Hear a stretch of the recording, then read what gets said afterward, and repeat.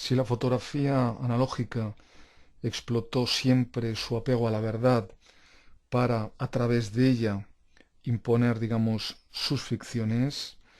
hoy por el contrario no existe la posibilidad de olvidar que la técnica puede transformar absolutamente o incluso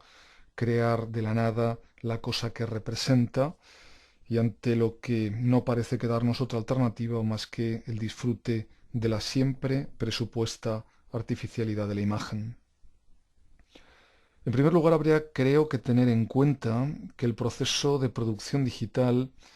se opone claramente a ese crecimiento orgánico de la imagen al que se refería Paul Virilio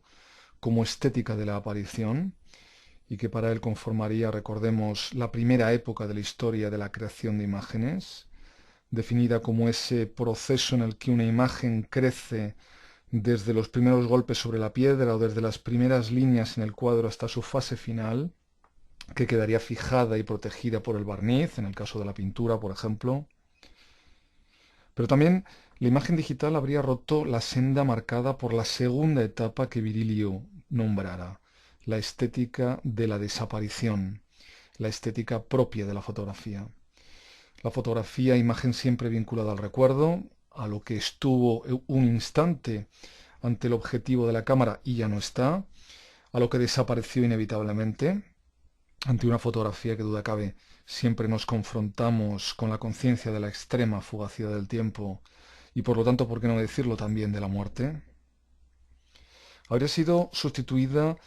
por la imagen digital por una imagen que es la de un siendo ahí. Pues la imagen que contemplamos en la pantalla de un ordenador se está parcialmente generando en ella a cada momento, siendo interpretada por un software concreto y visualizada según el tipo y la configuración del monitor en que se muestre. Podríamos decir, por tanto, que el momento de presencia ante nuestros ojos de esas configuraciones visuales sería testimonio de una fase de su propia producción, de su producción misma. Pero si bien muchos artistas disfrutan raptando imágenes de lo real, y empleo este término por supuesto entre comillas, reclamando para lo fotográfico de nuevo la función puramente denotativa de un mensaje sin código, otros muchos, sin embargo, han preferido situar la imagen fotográfica en entornos de simulación, tratando de materializar como imagen física elementos y avatares procedentes de los mundos virtuales o metaversos. Una línea de investigación que ha tenido ya un intenso desarrollo y que sería ejemplificable con series como Los 13 avatares más bellos de By Franco Mates del año 2006. Un conjunto de obras neopop, podríamos decir, en las que son evidentes las referencias a artistas, por ejemplo, como Alex Katz, conformadas, como vemos, por grandes impresiones de rostros de avatares de Second Life. Una serie de retratos en primer plano, y esto es, yo creo, lo más relevante de esta serie, que al serlo de avatares, son en realidad autorretratos imaginarios de personas reales, pues su mera presencia indica que alguien decidió en algún momento identificarse, autorrepresentarse con esas formas corporales en Second Life. Imágenes efectuadas a través de máquinas en el mundo virtual y luego impresas también mediante máquinas, llevando un punto más lejos las lógicas reproductivas, las lógicas repetitivas y maquínicas warholianas. Impresas, esas imágenes capturadas en los metaversos pasan así de emitir luz a recibirla y reflejarla. Su superficie deviene así, digamos, una piel a ser experimentada por el ojo. Consignada en ese soporte, la imagen, antes datos digitales en continua variación, devienen ahora archivos materiales, memoria de permanencia, imágenes cuerpos para el futuro. Pierden esas imágenes, pues, el carácter de actualidad pura que tenían en la pantalla, aquel siendo ahí para situarse ahora en la resistencia física ante el tiempo. La estrategia de fotografiar, o más bien habría que decir de capturar pantalla en los mundos virtuales 3D, ha sido también ensayada con especial acierto por Robert Overberg, quien ha tomado imágenes de entornos y escenarios de videojuego multijugador de combate, practicando un tipo de fotografía de videojuego caracterizada, como vemos, por esa inquietante estética a camino entre el polígono digital y la materialidad de lo pictórico. Un tipo de práctica que fue bautizada hace bastantes años ya con un término que hoy sigue en plena vigencia: in-game photography. Es incuestionable que la mayor parte de las actividades, entre comillas, fotográficas en entornos de videojuego multijugador y metaversos podrían ser consideradas como una nueva forma de fotografía callejera, digamos, que explora entornos que debemos considerar plenamente como espacios públicos y a través de los que el fotógrafo navega, pues no lo olvidemos, en última instancia, todo videojuego es una invitación a un viaje lleno de acontecimientos que van a suceder y de etapas que hay que superar. Las conexiones de alta velocidad y los motores de gráficos hacen que el nuevo fotógrafo pueda deambular por esos entornos poblados por otros jugadores, al igual que la aparición de la pequeña cámara Leica hizo posible, recordemos, que Cartier-Bresson, por ejemplo, pudiera en los años 30 del pasado siglo vagar por las calles de muchas ciudades documentando lo que en ellas se presentaba ante sus ojos, permitiéndole materializar fotográficamente aquellos actos de pura visión. Otro buen ejemplo también de in-game photography serían estas imágenes de la serie La gente que he conocido, una serie también de Overberg, basada, conformada, constituida por una serie de capturas de pantallas en juegos como Wolfenstein, GTA 4, Saints Row 2, Resident Evil, Willman, etc. Imágenes que nos retrotraen nuevamente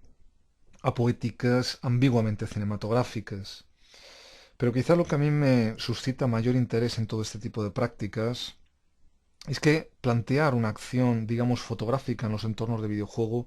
conlleva también preguntarnos si es posible en ellos no jugar, es decir, no participar en la acción para cuyo desarrollo se ha creado ese universo virtual, o qué sentido puede tener trabajar allí donde otros simplemente juegan. Ciertamente el fotógrafo en estos entornos desarrollará su actividad a base de continuas paradojas, como representar la belleza, entre comillas, y la tranquilidad de espacios virtualmente peligrosos y concebidos para la simulación de la muerte. Reflexionar estéticamente allí donde no cabe pensar sino solo actuar, o detenerse a contemplar algo allí donde solo se promueve una acción trepidante, donde solo parece posible un uso fugaz y puramente instrumental de la visión. En esta otra serie, El final del mundo virtual, Overberg toma imágenes de esos entornos, practicando un tipo de imagen fija caracterizada, como vemos, por la desoladora belleza que es propia de estos escenarios de violencia virtual. Capturas que juegan irónicamente en esta serie con la búsqueda de una cierta estética neorromántica, de una cierta trascendencia estética, diríamos, en un mundo, sin embargo, artificial y simplificado. Representaciones de los límites de la representación, del infinito, quizá, planteadas a base de imágenes de unos abismos que nos invitan a pensar en qué hay más allá de la simulación y probablemente como una más que irónica versión de la pregunta que los seres humanos continuamente nos hacemos: ¿hay algo más allá de este mundo? Las fotografías de Martin Geisler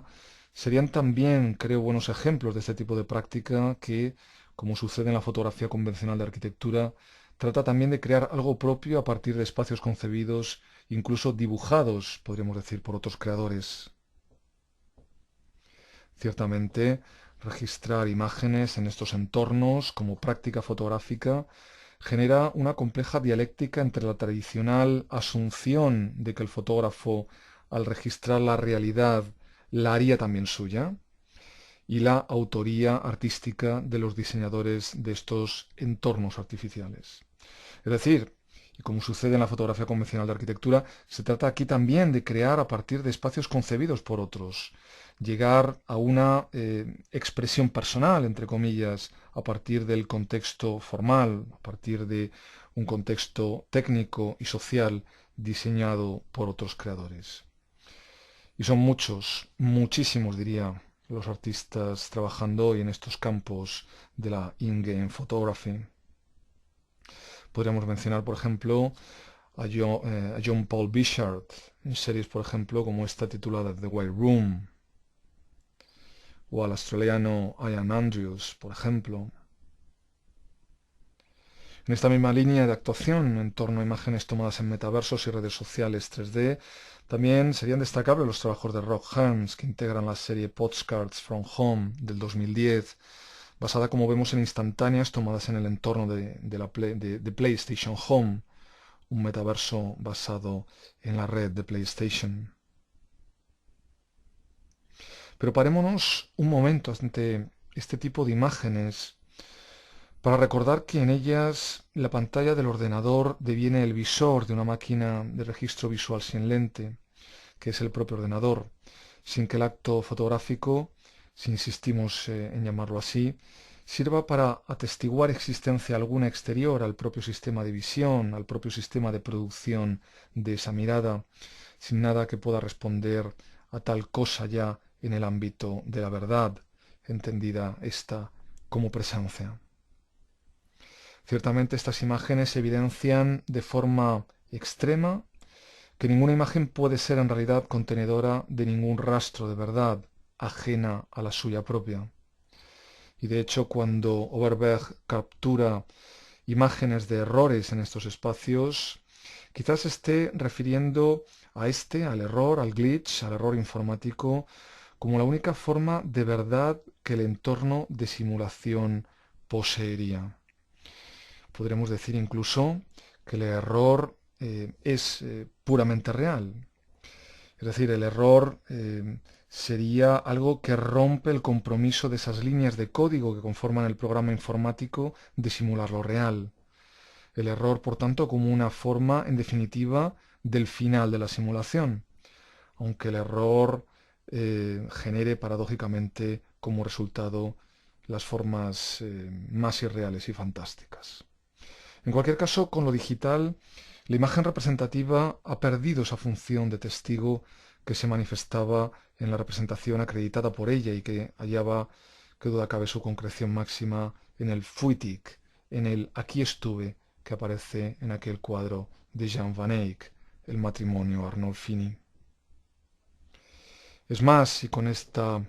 reflexión ya quería terminar esta breve presentación, es posible que ya no existan en nuestros días respuestas para aquellas preguntas que se planteaba Baudrillard. ¿A qué distancia, decía él, se interrogaba él, está el mundo? ¿Cómo ajustar el enfoque? Cuestiones que, sin duda, se hallarían en la base de esta reconfiguración de lo fotográfico al que nos empujan, entre otras muchas, este tipo de propuestas basadas en la simulación.